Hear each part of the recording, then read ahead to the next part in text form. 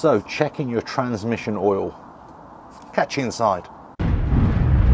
RevelatorAlf.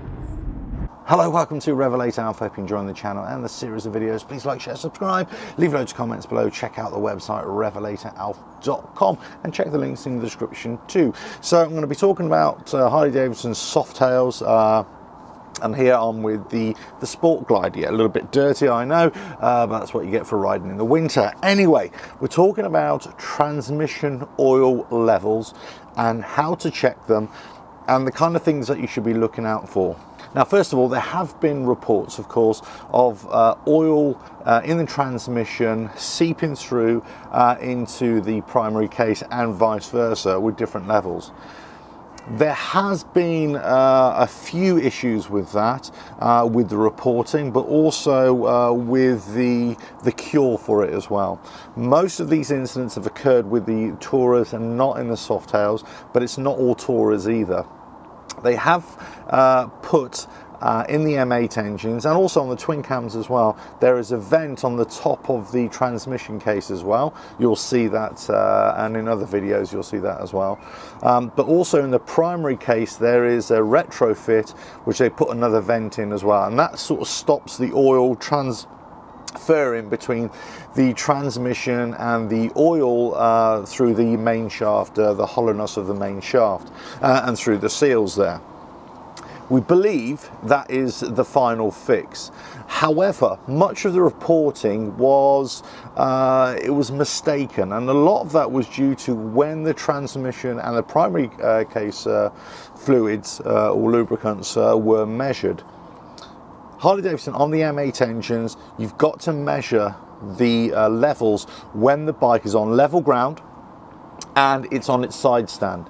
If you don't do that, then you're not getting the proper level, because the dipstick for the engine and also for the transmission is calibrated so it's on the slants, you see. With the primary case as well, it's got to be on the slant as well, so you're getting the correct level, so you're not under or overfilling it, as the case may be. Anyway, let's get back to this transmission fluid. So you've got the bike on the level, you've put it on the side stand, the jiffy stand as Harley like to call it. Now on the Sport Glide, you're going to have to bypass or get around the rear shock adjuster here to access the dipstick, which is hidden behind there. I mean, what a stupid place to put it, you might argue, and I completely agree. It's completely out of the way, especially for regular maintenance. So what you need to do, you need to take off this electrical side cover here, then take off this little plate here, then that will give you access, enough access to get in there with your tools. Now, a couple of things that you need to realize. You need to get a wrench, of course, and you need to get an Allen key bit, and it has to be a H4 metric, okay, for these panels here. You're also going to need to get a torque wrench as well, and a torque wrench that will be able to do these up, but also re-torque the dipstick of the transmission afterwards, and I'll go into the size in that in a minute. Right, first of all, let's just undo this. Now you're also going to need some thread lock as well. Okay, so these are vertical pins here as well. If they're horizontal pins, then there's two different torque ratings for it. So let me just go to the owner's manual and I'll quickly show you. So for the vertical here, and if it's a single, it's 24 to 36 inch-pounds, which is 2.7 to 4.1 Newton meters. If it's horizontal pins there, then it will be screws, I'm talking about, not pins and screws. The torque will be 60 to 84 inch-pounds, or 6.8 to 9.5 Newton meters. Okay, so I've got the vertical ones, so I'm going off the 2.7 to 4.1 Newton meters, or 24 to 36 inch-pounds. Right, let's get rid of that. Pull that off and pull that off, and it's basically just got a press fit here that goes onto there. Right, the next thing you need to do is take off this cover here. Now actually this just slides off, it's a very flimsy application there. Right, take that off. Okay, so the next thing you need to get your your wrench, and you need to get your other Allen key, but this is an imperial size, and this is, let me just check I need my glasses really. I'm trying to look cool with my sunglasses, but I need my reading glasses. This is a 3/8, so you need a 3/8, right? Okay, get that in there, undo it. Now you could just unscrew this here and take the preload adjuster off, of course, and just move it around, but I think you can just about do it without. Okay, so what you need to do is take it and then give it a good old wipe. Now what you'll see on there are two markers. There is an A at the bottom end and an F at the top end. And basically the oil level needs to be in between there. That's what you need to do. Okay, if it's nearer the A, you need to top it up a little bit. If it's nearer the F, obviously you can leave it alone. Right, let's pop that back in there. Make it finger tight.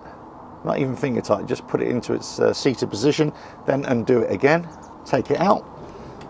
There we go, and mine is just in between the A and the F. So pop that back in, job done. Now, if you have to add oil or lubricant into your transmission, then you basically need to top it off via there. I would suggest actually taking off your preload adjuster. Just take it off, you'll have better access. You need to get a long reach funnel and then to pour it in there a little bit. So you only need to top it up a little bit. Okay, so you need to get your 3/8 again, and you need to tighten it up to 25 to 75 inch-pounds of torque, or between 2.8 and 8.5 Newton meters. Okay, get it in there and tighten it up. That's it, got the click and it's done. So this is just checking transmission oil. As I say, if you need to fill it up, put that back on there. Right, let's put all this back together now. Plate goes on, bit of it in there, side cover back on, push fit there, bit of thread lock, tighten it back up. Now obviously if you're doing this on the side of the road, you may not have thread lock with you, so all you need to do is just tighten it up hand tight really, monitor it. I'll get the torque wrench out and retorque these to 24 to 36 inch-pounds or 2.7 to 4.1 Newton meters. All done. Right, so what you're probably wondering now is, well, what should you top up your lubricant with? Well, basically you don't want to mix. Whatever you've got in there, keep in there until you do a full gearbox lubricant oil change. Now, there are different weights available, different viscosity, different thickness. Many people ask me, well, what is the best oil for your transmission? Well, I would always say go by the manufacturer's instructions first of all, and then work out which is going to be more favorable for you thereafter. You don't want to mix oils. That's the number one thing. Don't mix oils. If you're going to want to change the weight of your oil, do a complete gearbox oil change and then put your new stuff in. Now, if you look on page 129 of the owner's manual, it's the same in the service manual as well. You've basically got the Formula Plus transmission and primary case lubricant, which is for both, of course. And then you've got the Screaming Eagle Syn 3 fully synthetic motorcycle lubricant, and that's 20W50 weight. Now, what you're really looking at here is which is going to be the best lubrication for your gearbox under a certain environmental conditions. Now you may consider that you might be riding in really hot conditions all the time, so you may want to look at having a heavier weight oil that's thicker, the greater viscosity. If you're in really cold temperatures primarily, then you may want to consider one with less viscosity, thinner, lighter weight oil. Obviously you need to speak to your mechanic or to a Harley dealership. I'm not going to recommend a particular oil because there's lots of different manufacturers out there all producing engine oils, gearbox oils, whatever. You can move away from the Harley products and go to others like Mobil, Castrol, whatever, and get your particular gearbox oil that would suit you. Now some are going for sort of 75, 85 W140 weight in a lot of Harleys, both old and new. It really depends. If you're getting hard gear changing, for example, if you're getting clunky gear changing, you're having trouble in finding neutral or it slams into neutral, sometimes a change of oil will actually help you there. So you can either look for a thicker oil or a thinner oil, depending on your environmental conditions. Now, when I talk about environmental conditions, the easiest way to think about this is if you're having big seasonal changes, you're riding in winter or you're riding in summer, you may want to change your oil and transmission oils and primary lubricants, you know, for winter riding and then for summer riding. But as I say, go and speak to your Harley Davidson dealership or another mechanic who works on Harley Davidsons and have a discussion which might be the best for you. But, you know, one word of warning again: do not mix your oils. Do not mix synthetic and minerals. Do not think I'll just top up a little bit here. Try and keep the same. If you're on the road and you've got nothing else, then yes, fine.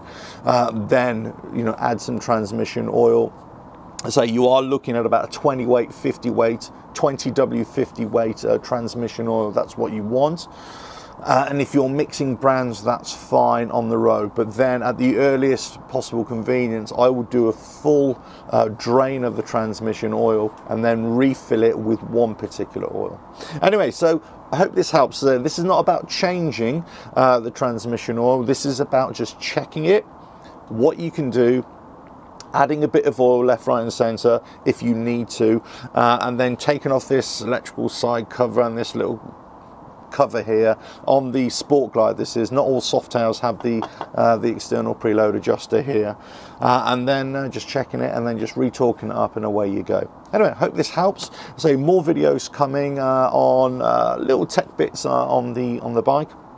Hope you found that useful. Please like, share, subscribe. Leave loads of comments below. Let me know what you think. Let me know what oils you're using and what weight of oils you're using and in what environmental conditions you're using. So you're riding, I should say, so that everybody in the comments can learn as well, learn a bit more as well. Right, catch you on the next video coming very soon. Ta-ra now.